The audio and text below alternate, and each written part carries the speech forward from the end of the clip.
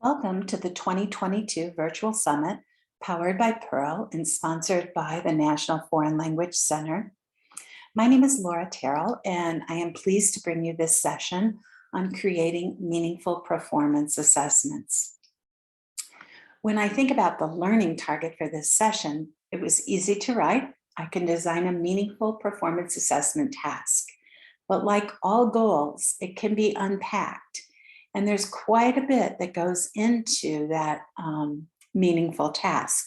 We have to think about the targeted performance range and the theme and topic of the unit and the essential question that learners are answering. And we need to think about the unit goals that are being addressed by the task. And then we have to think about the mode of communication. We have to make sure that that task is a real world purpose in context to the best of our ability within the constraints of our classroom. And then we have to think about how do we outline the expectations for the task so that our learners are likely to be more successful. And then finally, what is that final performance or product that they are going to produce? So if we have all of that, we've pretty much put the border of a puzzle together. And then it's easier, not easy, but easier to fill in the pieces. And that's what we have to be careful about. So if we think about that, we're really thinking about two key questions. We're thinking about what the performance targets are for the unit. And we'll talk a little bit about that. And then we're thinking about, well, what are our units? What do we want learners to know and be able to do? The first question really takes us to the necessitable, actable, can-do statements. And so you can get to these, and I will try to remember to drop a copy in the Google folder. But what they're saying basically to us, if you read the narrative that comes with them, is that proficiency is up here. It's in our minds, it's in the background, it's out there in the real world. Actful tells us that we can't really assess the proficiency of our own learners in the classroom. And so what they've given us in the can-do statements are the performance indicators. And we can go in by mode, particularly in the interpersonal and presentational, and see what a performance looks like. So when we're considering text type, and this was all defined, these words are coming out of the can-do statements, by how well students write, how well they speak, what types of sentences are they producing? And it's giving us as educators indications of where our learners are and what their next steps are.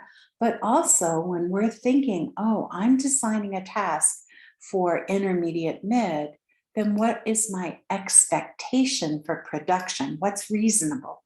I don't want to make it too hard and frustrate them. And I don't want to make it too easy, so I'm not pushing them to that targeted performance range. They break it down by asking questions so that when you're designing an interpersonal task, you can make sure that the interpersonal task lends itself, for example, to asking a variety of follow-up questions. So if you have that targeted performance range in mind, then you're starting to think about, well, what should learners know and be able to do? And this is actually a wide open question for educators to consider because we aren't given required curriculum by national curriculum, state curriculum. So the curriculum comes from our schools and districts. So basically curriculum comes from teachers. And so COVID probably taught us that we were trying to do too much. And it's a good time to step back and think and ask as you're planning your units, planning your assessments, why am I doing this? Is this the right content for this age, for this targeted performance level?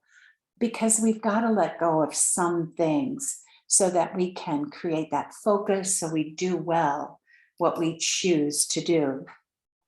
And we've been given by textbooks over the years and our own brains, our own imaginations, many topics, friends, school, animals, food, environment. They're all valid. They're just too broad. So we don't want to just learn vocabulary. So we start to attach a theme to that topic and we get focus. For example, food, that's an identity, based on who I am, what do I eat, how healthy is my diet, when do I eat, family and communities. What do we eat because of our origins, for special meals, for holidays, for birthdays, contemporary life? What is our food life? What is our food culture today? Are we eating on the run? How prevalent is fast food in our culture? You know, how much time, how often do we sit down with our families?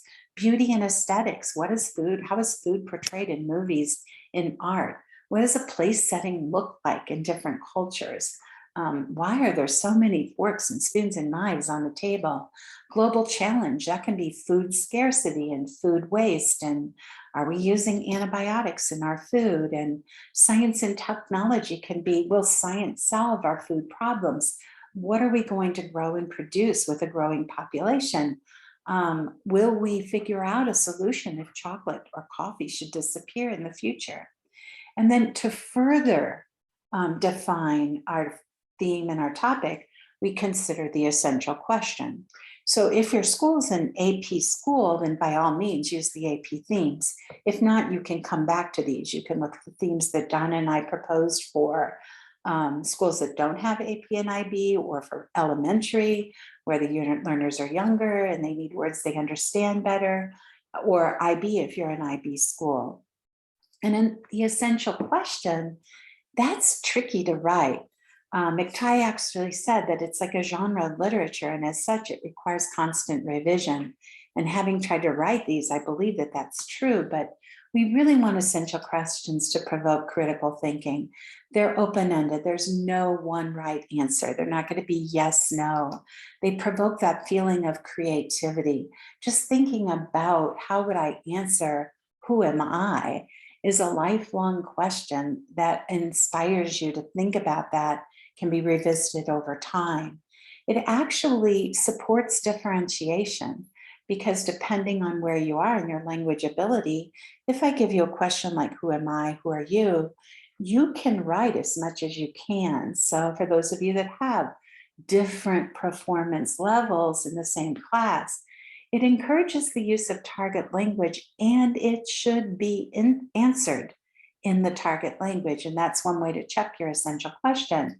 And then finally, and maybe the hardest to do, is to make sure that the essential question is relevant to your learners, to the age of your learners. So you get all of that in mind, and you've got your unit, and you've decided that you're going to teach a unit under the theme of global challenges called Healthy Planet. And we're going to target this intermediate mid. And if you flip back to the slides, you can see that that's really thinking about developing that paragraph, reading that paragraph. The essential question, how do our actions impact the environment? What can we do to change our impact? That question could be revised slightly as you work with the unit. You've got your goals in place, and this is key. You've got to know where you're going, so that you can design the assessment to measure whether you got there or not. How do you know that your learners are able to meet the goals of your unit? So if you think about that, you're going to be building all through the unit in order to make sure that they hit that end point. You're going to be doing checks for learning. You're going to be doing formative assessments. And finally, you're going to be doing that summative assessment.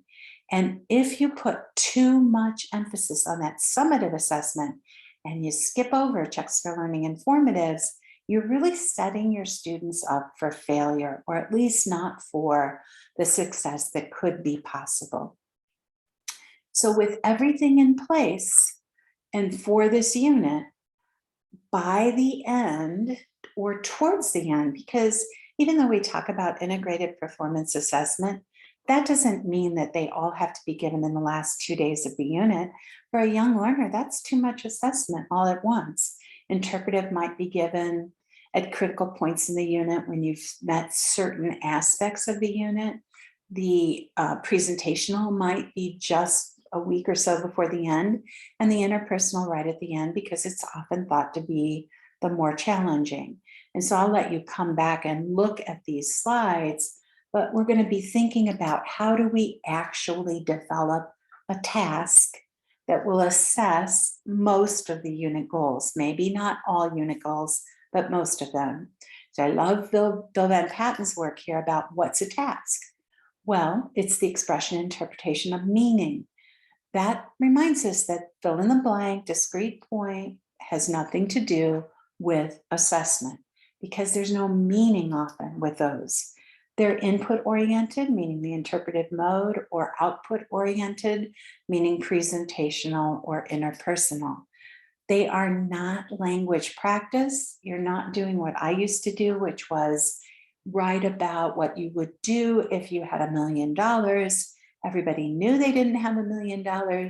They were just writing for me so that I could see that they could use the conditional. So no expression of meaning that had any relative bearing on their lives. And it was just for language practice. They are structured. Our learners need structure in order to get to that endpoint. So we want to make sure that we specify the steps that they take in order to complete the task successfully. And then this last one is critically important. They can progress, and I would probably change that word to should progress from simple to more complicated within a unit. And we're going to look at a couple of examples of that. So how do we create a performance task? Well, there's really a formula that can make it feel a little bit easier. Step one, what's the purpose? Step two, what's the context for the task? Now remember, context is tricky because you're in a classroom, but your challenge is to make it as real world as possible. So it used to be that we were trained to do those fake tasks. Write an email to your pen pal. That doesn't make sense. Write an email to your e-pal, but you don't have an e-pal. So how do you step back and create a context that feels real in the context of your classroom to the best of your ability? What are the expectations for the task? And then finally, step four, what is the product or performance going to look like? So if we think about the unit Healthy Planet, and we keep in mind that the essential question, how do our actions impact the environment? What can we do to change our impact? Everything we do in the unit is guiding our students towards that, an answer to that question. This is a polished task, meaning they can access resources. So it should be well done. And we're thinking about what was the purpose. Well, the purpose is the easiest one to write because you go back to the goals of your unit and you identify the goals that will be assessed. Now, remember, it's hard to assess all goals in any one task, but you're going to pull as many of them together as you can. What is the context? Well, here the context is going to be commenting on personal behaviors that have both a positive and negative impact on the environment. So we have the purpose, we have the context. Let's think about the expectations. So I'm only interested, I want to narrow my focus to one problem of critical interest to you. And I want to narrow my focus because I'm aiming for paragraph length. And I want them to share their opinion of what can be done. So my expectations are inviting a paragraph. And that's appropriate because I'm targeting intermediate mid. And then finally, what will the product be? Well, they're going to create a presentation that they can share on a site that others can see. And then they'll engage in a gallery walk to share their presentation with others. So just thinking that through, thinking like, okay, how is all of this going to come together? Of course, what's written here is not enough. You're going to give your students more information, but now you have in mind where you're headed. As you begin the unit, you know what that summative assessment is going to look like. I love the way the University of Texas says priority to authentic resources. It does not say don't use certain resources. So yes, texts are appropriate sometimes. Textbooks have good things in them. You might also be using what they call semi-authentic text, and that's native or non-native speakers who wrote and adapted things for language learners. So that's absolutely also appropriate at different times. But they say priority to authentic resources because this is where learners know that they are actually able to access real language. And they're in embed culture and they have a lot of good things going for them. So I have to now, because I know my goals, stage 1, I've got my assessment in mind, stage 2, I'm starting to think about how am I going to get my students from the beginning of the unit to the end of the unit? What texts are going to help them deliver this final presentation performance? I might go for a carbon footprint survey. So if you don't read French, what type of housing do you have? Is it an apartment? Is it a twin home? Is it an individual home? How many people live with you? So let's get your own carbon footprint. Maybe there's an infographic that has some more details about the factors that impact carbon footprint. So we might do that one first and then take the assessment to see where we are. I might need some solutions because that was part of the goals, right? And propose solutions. I might look at solutions from a different perspective, creating a sustainable city. What does this mean? What does this look like? And then finally, I've got to do some serious reading at paragraph level, because if I want my students to write paragraphs or a paragraph, let's not get carried away at intermediate mid, but they still have to read beyond what you expect them to produce. So that's true of all languages. A good reader is a better writer. So you will not surpass what you can read in writing. So I have to keep that in mind. And then when I start to work with my resources, I can't let go of stage 1, setting my goals. So as I look at each infographic or each listening or each video, I'm thinking, what can I do in the interpretive mode that does not involve expression? It's not presentational production of language or interpersonal, just do you understand this? So maybe you can do some categorizing or identifying. In the interpersonal mode, okay, now we're understanding the infographic. Can I talk with others about my behaviors? I'm looking at the iPhone and its critical impact, and in production, most of the harm is done in production. So what can I do? Maybe I don't need a new iPhone every time one comes out. And presentational, can you select one factor that's really important to you and explain its impact on the environment and a solution from a personal perspective? So for every single resource you find, you're getting students ready for those end of unit assessments in the interpretive, interpersonal, and presentational modes. So every text should also work in the interpretive, interpersonal, and presentational modes. And what that's going to do if we think this way is that these learning experiences that we design will lead to that assessment task that we looked at earlier. So as I build from the beginning, middle, and end of the unit, I'm also thinking about, well, they're probably going to start, this is new vocabulary. They're going to start with simple sentences, and then I'm going to have to build them to strings of sentences. And then as we advance in our reading and listening, I'm going to build them to that paragraph. So I'm thinking about what resource starts the unit and where it starts at that sentence level. Can you just explain in sentences the impact on the environment? Can you take your carbon footprint test and then have a conversation perhaps, or write more about combining those two resources?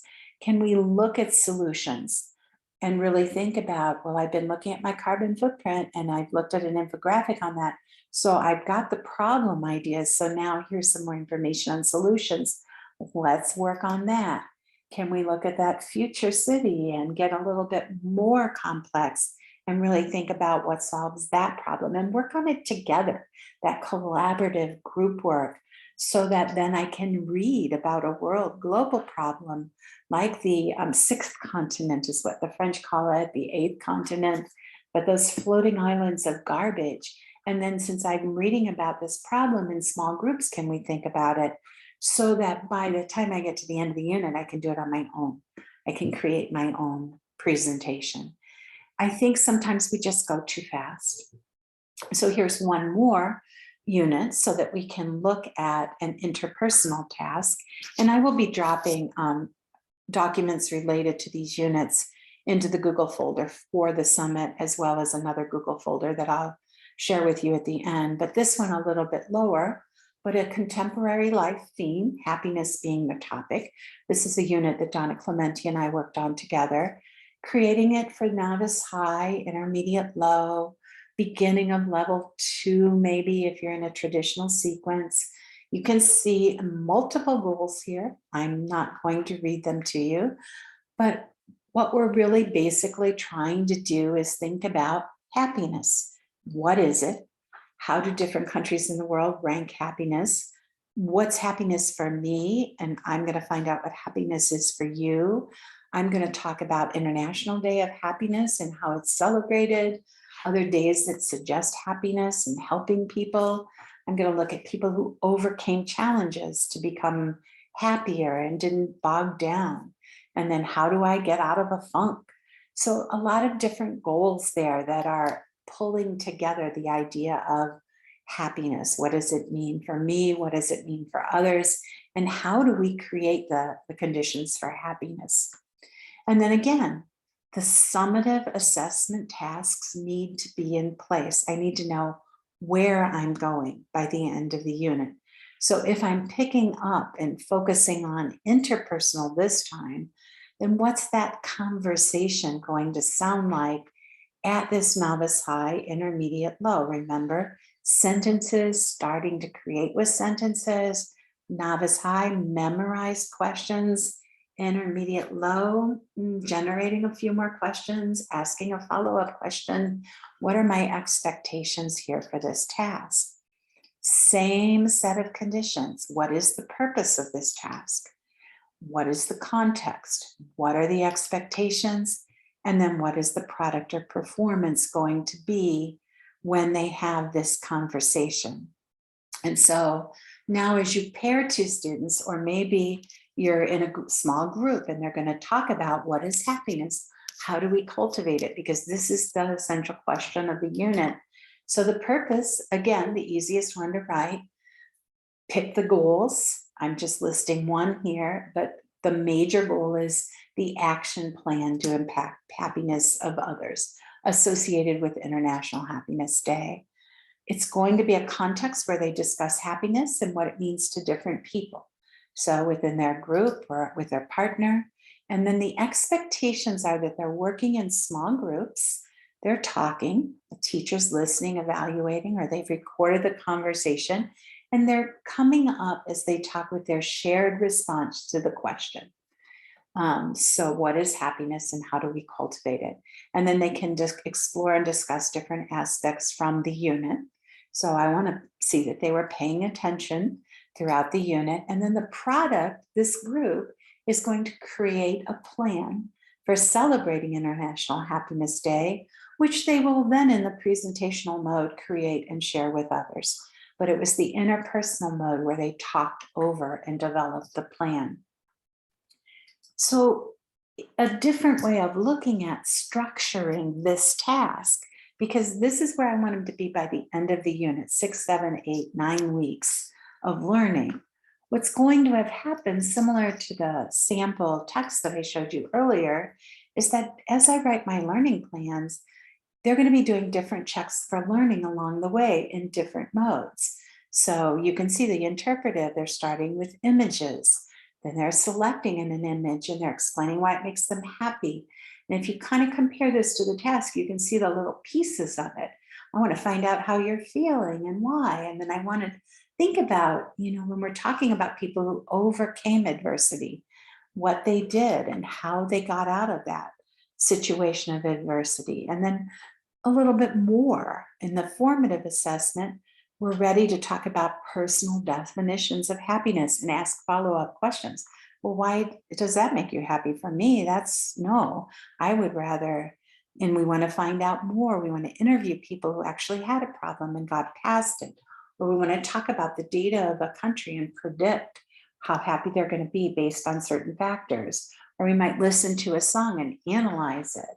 And then finally, because we've done checks for learning, we've done formative assessments, we can do that bigger interpersonal summative task.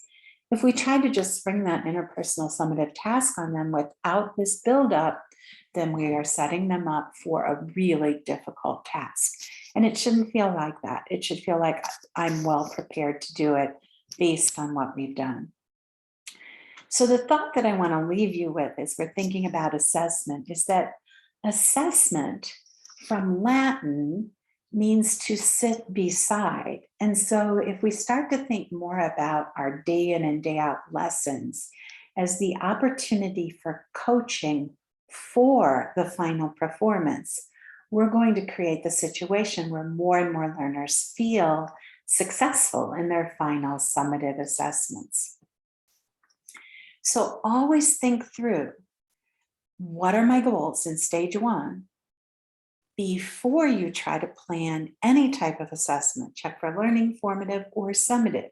If you just go for that IPA and try to create the IPA without a clear alignment to your goals, it's going to start to fall apart immediately. And then once you have that generic outline of what your assessments are going to be, go and find those resources, those tasks that will prepare them for that final assessment. So backward design is critically important for learners to be successful. If you want more information on designing performance assessments, or you feel like you would like to focus in on a certain aspect, then you might look at the new learner pathway on performance assessment, which you can find on the Pearl NFLC website. So I want to thank you for attending this session, for being part of the 2022 Virtual Summit. If you have any questions, you can reach out. You'll see my email there. The resources for the session will be on the Summit site, but they are also in another Google folder just in case of technical glitches.